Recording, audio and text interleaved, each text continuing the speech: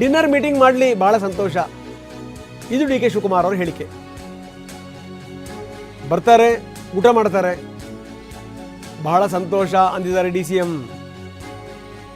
ಹೊರಗಡೆಯಿಂದ ಬಂದಿದ್ದೀವಿ, ಅದರಲ್ಲಿ ತಪ್ಪೇನಿದೆ, ಡಿನ್ನರ್ ಮೀಟಿಂಗ್ ಮಾಡಲಿ, ಬಹಳ ಸಂತೋಷ. ಇದು ಬಹಳಷ್ಟು ಅರ್ಥಗಳಿವೆ ಇದರಲ್ಲಿ.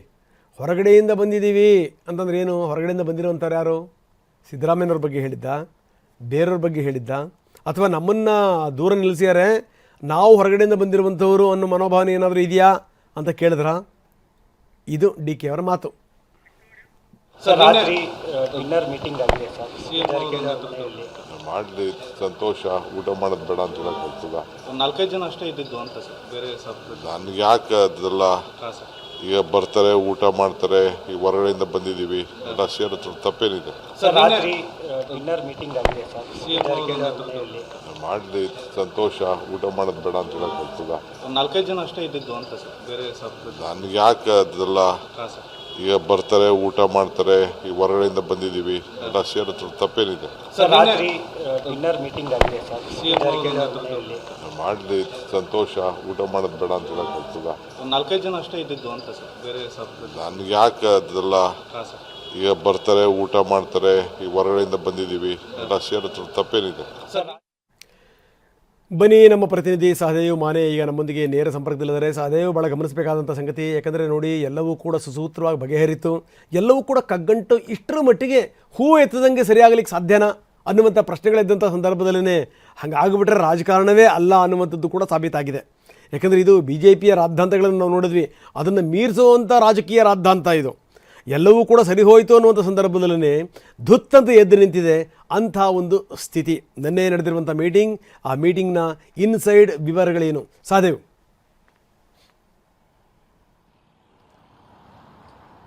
ಹೌದು ರಂಗನಾಥ್, ಏನು ಇವತ್ತು ಬೆಳಗಾವಿಯಲ್ಲಿ ಚಳಿಗಾಲ ಅಧಿವೇಶನ ಕೊನೆಯ ದಿನ. ಬಹುತೇಕ ಇವತ್ತು ಮುಗಿದಿದೆ, ಆದರೆ ಬೆಳಗಾವಿಯಲ್ಲಿ ಚಳಿಗಾಲ ಅಧಿವೇಶನ ಕಂಪ್ಲೀಟ್ ಆಗಿ ಮುಕ್ತಾಯ ಆಗ್ತಾ ಇದೆ. ಚಳಿಗಾಲ ಅಧಿವೇಶನ ಮುಕ್ತಾಯ ಬೆನ್ನಲ್ಲೇ ಇದೀಗ ರಾಜಕೀಯ, ಅದರಲ್ಲೂ ಕಾಂಗ್ರೆಸ್ನಲ್ಲಿರುವಂಥ ರಾಜಕೀಯ ಮತ್ತೊಮ್ಮೆ ಗರಿಗೆದರಿರುವಂಥದ್ದು.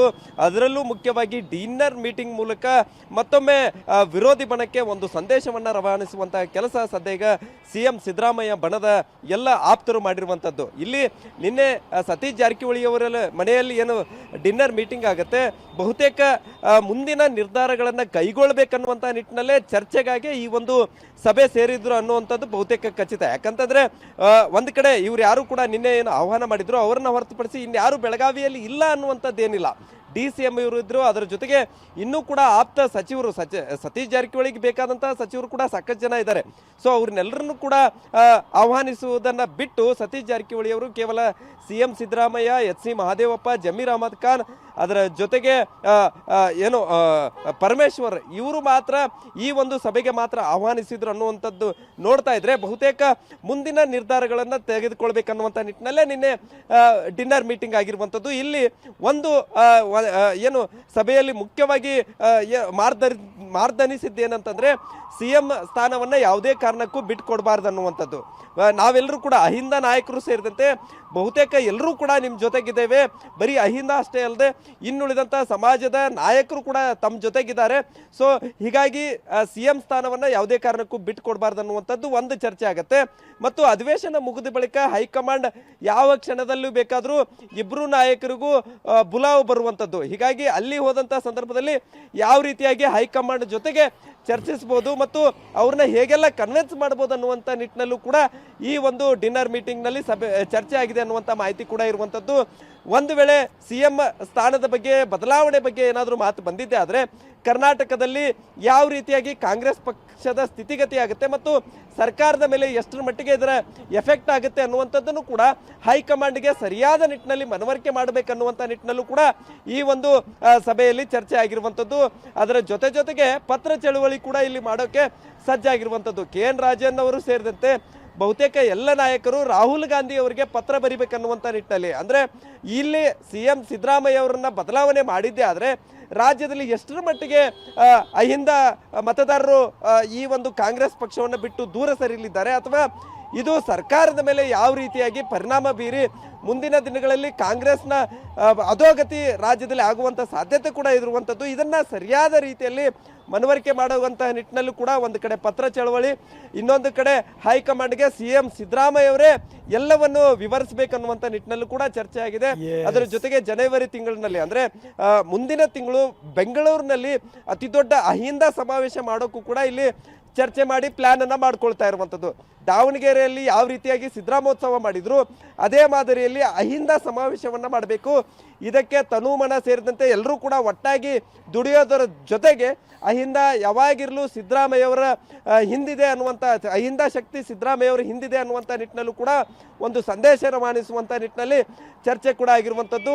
ಒಟ್ಟಿನಲ್ಲಿ 3-4 ಅಂಶಗಳು ನಿನ್ನೆಯ ಒಂದು ಸಭೆಯಲ್ಲಿ ಚರ್ಚೆ ಮಾಡುವುದರ ಜೊತೆಗೆ ಸತೀಶ್ ಜಾರಕಿಹೊಳಿ ಅವರು ಮುಂದೆ ಯಾವ ರೀತಿಯಾಗಿ ದಾಳ ಉಳಿಸಬೇಕು, ಅದರ ಜೊತೆಗೆ ಪರಮೇಶ್ವರ್ ಅವರು ಯಾವ ರೀತಿಯಾಗಿ ದಾಳ ಉಳಿಸಬೇಕು ಅನ್ನುವಂಥ ನಿಟ್ಟಿನಲ್ಲೂ ಕೂಡ ಮುಂದಿನ ದಿನಗಳಲ್ಲಿ ಯಾವ್ಯಾವ ಜವಾಬ್ದಾರಿಗಳನ್ನು ತೆಗೆದುಕೊಂಡು ನಾಯಕರು ಹೋಗಬೇಕು ಮತ್ತು CM ಸಿದ್ದರಾಮಯ್ಯ ಅವರು ಯಾವಾಗಿರಲು ಸ್ಥಾನವನ್ನು ಬಿಟ್ಟು ಕೊಡದಂತೆ ನೋಡ್ಕೊಳ್ಬೇಕನ್ನುವಂಥ ನಿಟ್ಟಿನಲ್ಲೂ ಕೂಡ ಚರ್ಚೆ ಮಾಡಿ ತೀರ್ಮಾನವನ್ನು ಕೈಗೊಂಡಿದ್ದಾರೆ ಅನ್ನುವಂತಹ ಮಾಹಿತಿ ಕೂಡ ಸಿಗ್ತಾ ಇರುವಂಥದ್ದು. ಸದ್ಯ ಬೆಳಗಾವಿಯಲ್ಲಿ DCM DK ಶಿವಕುಮಾರ್ ಅವರು ಇದ್ರು, ಅದರ ಜೊತೆಗೆ ಆಪ್ತ ಬಣದವರು ಇದ್ರೂ ಕೂಡ ಯಾರಿಗೂ ಆಹ್ವಾನ ಕೊಡದೆ ಸುಮಾರು 1 ಗಂಟೆಗಳ ಕಾಲ ಸತೀಶ್ ಜಾರಕಿಹೊಳಿ ಅವರ ನಿವಾಸದಲ್ಲಿ ಸಿದ್ದರಾಮಯ್ಯ ಅವರು ಇರ್ತಾರೆ. ಅದರ ಜೊತೆಗೆ ಮಹದೇವಪ್ಪ ಅವರು ಮತ್ತು ಜಮೀರ್ ಅಹಮದ್, MC ಸುಧಾಕರ್ ಅವರು ಕೂಡ ಇರ್ತಾರೆ. ಅದಾದ ಬಳಿಕ CM ಹೋದ ಬಳಿಕ ಪರಮೇಶ್ವರ್ ಅವರು, ಪೊನ್ನಣ್ಣ, ನಜೀರ್ ಅಹಮದ್ 3 ಜನ ನಾಯಕರು ಸತೀಶ್ ಜಾರಕಿಹೊಳಿ ಅವರ ನಿವಾಸದಲ್ಲಿ ಕೂತ್ಕೊಂಡು ಸಾಕಷ್ಟು ವಿಚಾರಗಳನ್ನ ಚರ್ಚೆಯನ್ನ ಮಾಡಿ ಮುಂದಿನ ನಿರ್ಧಾರಗಳನ್ನ ಕೈಗೊಂಡಿರುವಂಥದ್ದು. ಎಸ್ ನಾವು ನೋಡ್ತಾ ಇದ್ದೀವಿ ಎಲ್ಲೋ ಒಂದು ಕಡೆಗೆ ಬೆಳಗಾವಿ ಅಧಿವೇಶನ ಆದ ಮೇಲೆ ಕುಂದ ಯಾರ ಬಾಯಿಗೆ ಬೀಳುತ್ತೆ ಅಂತಂದರೆ DK ಶಿವಕುಮಾರ್ ಬಾಯಿಗೆ ಅನ್ನೋದಿತ್ತು.